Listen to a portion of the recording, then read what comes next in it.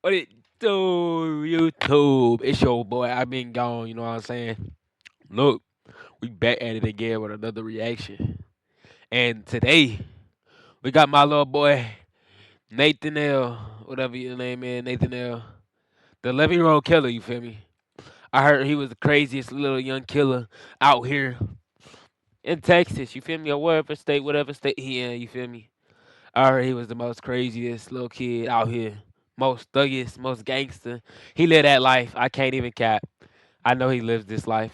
Just looking at this video. I have not looked at it yet. We finna react to it. But not gonna jump boys no longer. Oh yeah, and subscribe if you want to. Not gonna cap. Other than that, we on go, bro. From In here. this world, We on go from here, bro. nothing is as it seems. Let's see what the little kid done did, bro. Nathaniel Abraham was just 11 years old when he found himself in the middle of one of the most controversial murder cases in the history of the United States of America. Wonder The what that case was. scandalized the country, and almost everyone responded with outrage. A murder case. But the folks on Nathaniel's block, his own neighbors, well, Nathaniel's. they weren't particularly shocked. He might have been little, measuring no more than 4 feet and weighing a little under 65 pounds. Bro, he's skinny and he's small, bro. Let me go ahead and look his name up, bro.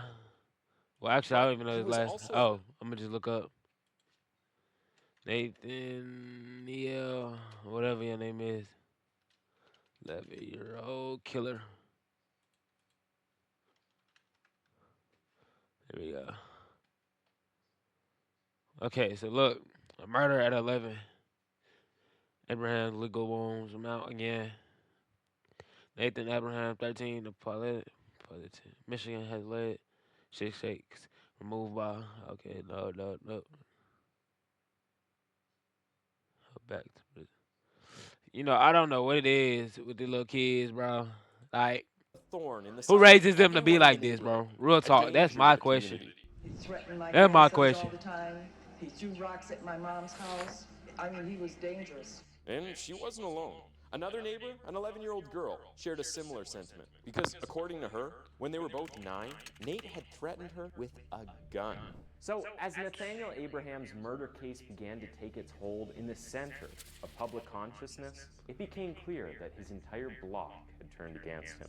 As disturbing as these allegations sounded, it seemed like they were true. All of his neighbors wanted him locked up. Except one. Only one neighbor on Nate's block came to his defense when the cameras started rolling. He didn't try to downplay or dismiss claims about the boy. I think that's crazy for him to be charged as an adult. He's only 11 years old. This neighbor was convinced that the little boy wasn't the devil. He was just a broken child who made terrible decisions. This man had also experienced a version of Nate that his neighbors hadn't got the chance to see. He wanted the government and the prosecutors to go easy on the young boy. Why? Because Nathaniel Abraham was an 11-year-old boy charged with the murder of an 18-year-old named Ronnie Green. Because in the most controversial turn of events, the state of Michigan was willing and ready to try him as an adult due to the severity of his crime.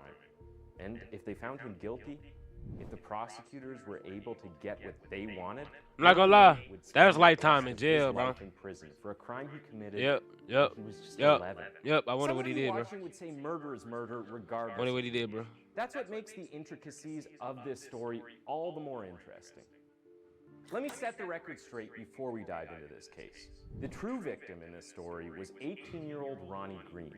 Nate was a preteen who killed a teenager, and now he had to face the consequences. So, what went wrong? We have to trace the thread back to the very beginning. Pontiac, Michigan, 1986. You see what he Months did, bro? after he was born, his father left and never returned. This sudden change resulted in incredible hardship for the family because Nate wasn't the only child. There were 6 of them. One sec, chat. All right, we back. Had a little quick, you know what I'm saying? His mother, Nothing to Gloria, was do. forced to take up 2 jobs to keep their family Mom was forced to afloat. take up 2 She jobs, had to chat. work day and night. So she was never around. And Nate's formative years were spent under the care of his older siblings. Gloria was caught between a rock and a hard place, between spending time raising her children or working hard to ensure they didn't starve to death. It's no easy dilemma. However, this whole situation turned out to be the perfect storm for something dark within Nate. With no one to keep him in check, Nate became delinquent.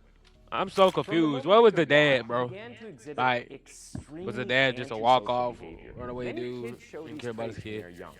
Parents corrected and rooted out, but no one was around to do that for Nate. So it grew into something so ugly that by the time that he was 9, he had become a troublesome child with a rap sheet of a serious middle-aged criminal. From the age of 9 till 11, Nate had 22 police encounters, some for arson, a couple of others for assault, and several for breaking and entering. Out of those 22, at least 5 involved the use of a weapon. One involved a 14-year-old that he beat with a steel pipe, and the last involved an adult, a bus driver. Let me get this correct.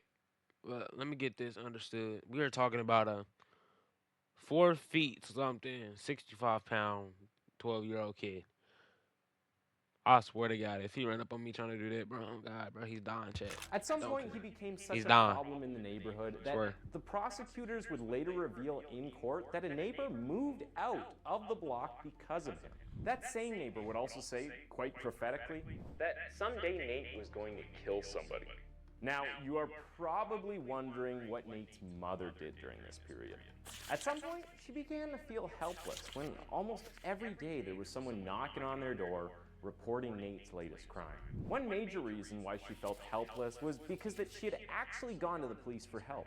She wanted them to intervene in her son's situation, but they referred her to the juvenile court. And when she got there, they sent her back to the police, telling her that her word wasn't enough.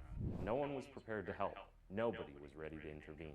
Now, remember when I said Nate was born into a perfect storm? There was one more piece left for the chaotic future he was now destined to have.